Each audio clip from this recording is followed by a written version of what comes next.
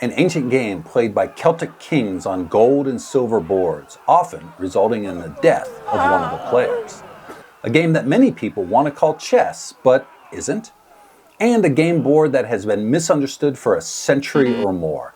The ancient Irish game of Fidchell, this time on the gaming bench.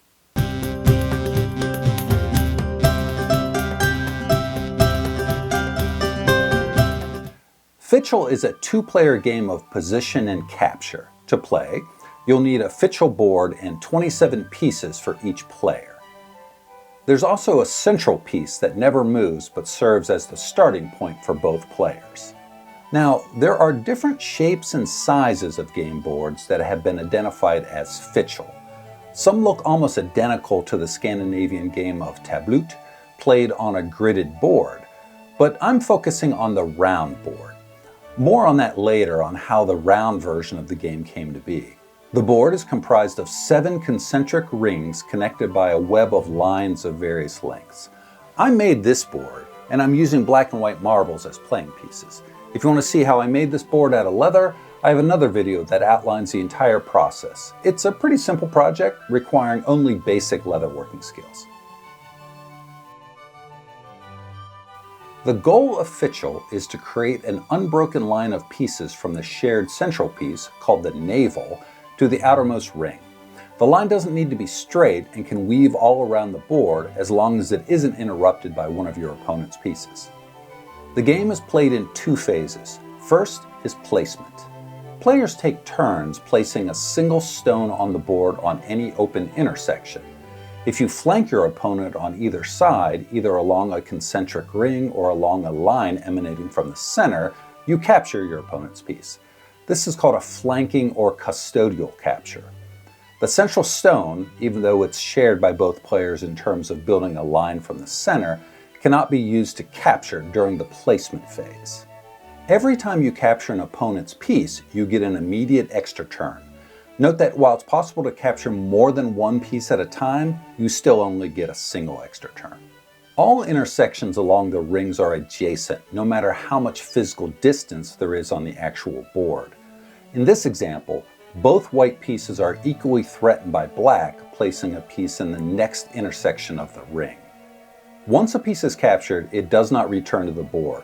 A player must finish placing all of their pieces before they can move on to the next phase, movement. Once a player has all their pieces on the board, they can, on their turn, move a single piece along a line, either around a ring or along a line, any number of open spaces, like the rook in modern-day chess. A piece can move in any direction around the board, but can't change direction mid-move nor jump over any other pieces. Since the board is circular, this means you can move a piece 360 degrees, assuming there's no other pieces, your opponent's or your own, blocking the route. Note that due to captures, it's possible for one player to still be in the placement phase while the other has started the movement phase. A player still has to place all their stones before they can move. Once the movement phase begins, the central navel stone can be used as part of a custodial capture by either player. There are no self-harming moves, meaning you're allowed to place or move a stone between 2 of your opponent's stones without penalty. To capture that stone, your opponent would have to move a stone on one turn, then return the stone to its starting position to capture your stone on their next turn. The first player to complete a road from the navel stone to the outermost ring wins. Reducing your opponent to 6 or fewer stones makes it impossible for them to create a complete path from navel to outer ring, but I've never seen this listed as a victory condition, but feel free to create a house rule for your own games. There's an interesting version of Fidchell called the polar grid variation. In this version, there is an attacker and defender, and both sides start with 8 pieces on the board, positioned like this. The defender also starts with the central piece called the king in this version. The king is often larger or differentiated in some fashion from the other pieces, but it doesn't really matter because it never moves from the central spot. Both players keep 19 pieces in hand for a total of 27. The defender, with the king piece, is attempting to build a line from the center to the outer ring, just like in the regular rules. The attacker is attempting to block the defender's progress and capture stones until the defender is reduced to 6 or fewer. Again, 7 stones being the minimum needed to successfully build a line from the center to the outer ring. Otherwise, gameplay is identical to the regular rules. To me, this version feels more like Nefeltafel or Tablut, but as far as I can tell, it's a modern variation and isn't grounded in any historical reference. However, oddly enough, it may be closer to the actual historical rules than what I described earlier. In fact, there's a lot that's confusing about Fidchell. Let's get into it.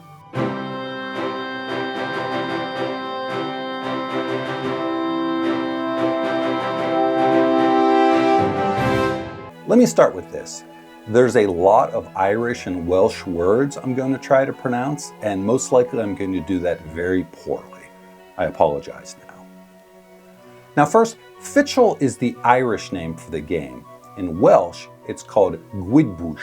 I'm certainly pronouncing that incorrectly. But both refer to the exact same game. In both languages, the name translates to wood wisdom or wood sense. Presumably, this refers to the material the game boards were made of and the intelligence needed to become skilled at the game. Confusingly, both Fidchell and Gwydbwyll are the modern-day terms for chess in their respective languages. This matters because I've run into many translations from Old Irish or Welsh that simply use chess to indicate the game being played in the sagas, notably the medieval Irish heroic legends collected in the so-called Ulster cycle. This has led to a fair amount of confusion, including the idea that the game of chess was invented in Ireland, not India, as most modern-day scholars agree. More on that later. The earliest written mention of Fidchell comes from the heroic tale, The Cattle Raid of Cooley. The behavior of the King of Ulster is described in this way. This is how he spends his time. 1/3 of the day spent watching the youths, another third playing Fidchell, another third drinking ale till he falls asleep therefrom. The same story mentions the great Irish hero who's at the center of most of these tales. They found Cú Chulainn at Erinmacha at a game of Fidchell. This story also includes an apparently not uncommon act of violence over a game of Fidchell. He struck him with the game piece that he held in his hand and drove the game piece into his head and broke a bone in his skull. This is just one of several accounts of players using Fidchell game pieces as weapons, usually thrown at the head of their opponent. Now these tales date to the 7th century CE, but it's believed that the oral tradition dates much earlier, perhaps even into prehistory. Like most historical games, there's no written rules of the period for Fidchell. Scholars have made their best guesses based on mentions in poems and sagas. For example, in the same Cattle Raid of Cooley tale, there are descriptions of the game. Freach then begins to play Fidchell with one of his men. The Fidchell was lovely, a board of tinned bronze with ears and elbows of gold, a candle of precious stones shining for them. The men on the board were of gold and silver. The tale of Macdacluda and Cumin Fota provides some additional insight into the rules. Good, says Gwa-in-Ra. Let's play Fidchell. How are the men slain? Asked Cumin. Not hard. A black pair of mine, about one white man of yours on the same line. Indeed, said Cumin, but I shall not slay your men, and you will not slay mine. For a whole day, Gwa-in-Ra was pursuing him, and he could not slay one of his men. That is champion-like, O cleric, said Gwa-in-Ra. This passage clearly describes the custodial capture, that is, flanking a single piece of your opponent with 2 of your own. In my research for Fidchell, I found a writer who referred to this as a strangulation capture, a term I had never heard before, but you can bet I'll be using it from now on. This capture mechanism is used in Nefeltafel, Tablut, Sija, and many other ancient games. Not so popular in modern games, though. The poem Sergia con Cú Chulainn includes this stanza. Behold his chariots, they climb the valley. Behold their courses like men in Fidchell. Some scholars believe this to mean that the Fidchell game pieces move in a straight, steady course, like disciplined chariots charging straight up a hill. This gives some credence to the idea that Fidchell men move like the rook in chess. I've read another take that this passage refers to an unbroken line of pieces, as in the victory condition for the modern rule set. I'm a little dubious on that interpretation, but maybe. Returning to the cattle raid of Cooley, the board is again described. A small boy could not lift it with one hand. Half of its men were of yellow gold, the other half of tinned bronze. This tells us that there were an equal number of pieces for each player. This is critical because Fidchell is often thought of as a variation of a Scandinavian Toffel game. Those are battle games that are always asymmetrical, the attackers having twice as many pieces as the defenders. This passage, though, is the first hint that Fidchell may be a unique game, not just a variation of an existing one. There are certainly battle games that use custodial capture and also have equal sides. It's believed that the Roman game Ludus Latrunculorum was such a game. In fact, some game scholars believe it was this game that traveled with the Romans into Celtic lands and either inspired Fidchell or was the exact same game, simply renamed by the Irish. If you're curious, I have another video all about Ludus Latrunculorum. Check it out. As I was researching Fidchell and becoming increasingly annoyed that all English language versions of the sagas simply translated Fidchell as chess, I came across this paper, Early Irish Board Games and Their Identification with Chess by Timothy Harding. The author discusses that, starting in the 1800s, there was a persistent belief among the Irish that their ancient ancestors played chess, or perhaps even invented the game. Being that this would have been centuries before the game of chess is believed to have been introduced to Europe, how could such a notion come to be?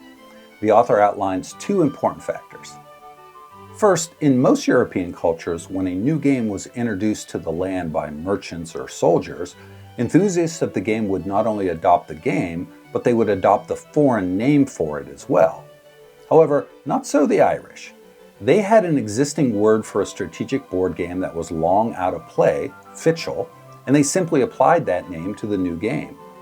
This means that later historians would assume that the contemporaneous game that they knew as Fidchell, called chess by everybody else, was the same game as was written about in centuries-old manuscripts. But more importantly, there was a cultural and political reawakening that happened in the late 1800s that helped foster this myth of chess as an Irish game. In 1876, the Society for the Preservation of the Irish Language was formed, essentially kicking off a period of intense Gaelic pride. Writers pushed back hard on the idea of the time that Ireland was originally ruled by barbarians and gained culture much later than their European neighbors. In fact, many writers began expressing the opinion that Ireland was actually civilized before England. Being that skill in the game of chess has always been considered an outward sign of extreme intelligence and refinement, writers were more than happy to exploit the misconception that Fidchell not only referred to chess, but that it always had. Then it was a short walk from the ancient Irish played chess to the ancient Irish invented chess. Now, to be fair, the notion that chess was an Irish invention was always a fringe idea and not embraced by scholars who otherwise went all in on the idea that chess play in Ireland was as old as the Druids. Later research would largely refute the idea that chess originated anywhere other than India. But personally, I find it gratifying that centuries ago gaming scholars were wrestling with the same issues of poor translation that I am today. The ancient Irish sagas provide hints at what the rules of Fidchell may have been, and they also give us details about the board itself. This passage from the cattle raid of Cooley, "The Fidchell was lovely, a board of tinned bronze with ears and elbows of gold," was super confusing to me. However, additional research into the language of the time reveals that ears and elbows referred to the corners of the board. In other words, it was a square board made of gold. A rare non-poetic reference comes from Cormac's narrative, or Cormac's glossary, written by Cormac mac Cú Chulainn in the late 9th or early 10th century. It's a glossary of more than 1,400 English words, including Fidchell. He writes, "Fidchell is four-cornered. Its squares are right-angled and black and white are on it, and moreover, it is different people that in turn win the game." This very clearly describes not a round board like I made, but a square checkered board with alternating black and white squares, like a chessboard. Additionally, archaeological finds in Ireland have included many square game boards. One of the most impressive finds was a 10th century board discovered in 1932 at Berig, Crannog. It's a 7x7 grid with holes intended to hold pegs. The central space and the four corners are marked, making it look very much like Tablut or a similar Viking Toffel game. Some scholars believe this is a game the Irish called Branduv, making it distinctive from Fidchell, but others believe it to be an authentic Fidchell board. So where did the idea of a round game board come from? Certainly not from the sagas or archaeological findings. In fact, there is no evidence anywhere of a round Fidchell board. As far as I can tell, this is a completely modern interpretation of the game. It seems to be inspired by the ancient Celtic love of circular designs and motifs in their art. Some writers have made the argument that the Fidchell board is a reflection of the Celtic calendar, trying to rationalize the round shape. But again, we've literally never found a historical reference describing a round board or an artifact that is anything other than square, so I'm dubious. So, full disclosure, I always make the game board build video before I make the historical video. So, I hadn't done a lot of research into Fidchell ahead of time, and when you Google Fidchell for design inspiration, nearly all the results show round boards. So if I knew then what I know now, would I have made a different board? I don't think so. The square boards are fine, but I think the round Fidchell board is way more attractive. Also, the 360-degree nature of movement on a round board makes for more interesting gameplay. Not historical at all, but more fun. So now that we know the rules and the anachronism of the round Fidchell board, how do you win? For this strategy section, I'm assuming we're playing the regular rules I described first. That's when the game starts with the board empty. If you're using the polar grid version, the game becomes much more like Nefeltoffel. The player to go first has a slight tactical advantage, so if you play more than one game, make sure you switch who goes first. Your first move should always be to place a piece next to the navel stone. Remember, victory is building an uninterrupted line from the central stone to the outermost ring.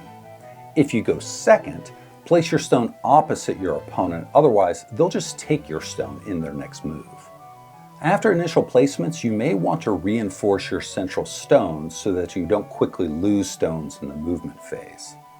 If your opponent does manage to monopolize the spaces connecting to the center, you can challenge that during the movement phase. This is when the navel stone comes into play as half of a capturing pair, but by that time you'll most likely be way behind. In fact, it becomes a real problem if you don't have any stones in the central ring before the movement phase. If your opponent has 2 stones there already, you can't place a stone in the ring without immediately losing it. Best to stake your claim to the central ring as soon as possible. There are 2 very useful configurations that create inescapable traps for your opponent. 2 stones on the same line, either around the circumference or along the line from the center, make it impossible for your opponent to threaten either of your pieces without immediately losing one of theirs. 2 stones on adjacent lines also make it impossible for your opponent to take position in either space between your stones. Now, both of these configurations are vulnerable to attacks in the opposite direction, so take care to keep track of what your opponent is setting up. Perhaps the most challenging aspect of playing Fidchell in the round is remembering that a piece can make a full circuit of the board in a single move, allowing it to attack from the opposite side of what you might be planning.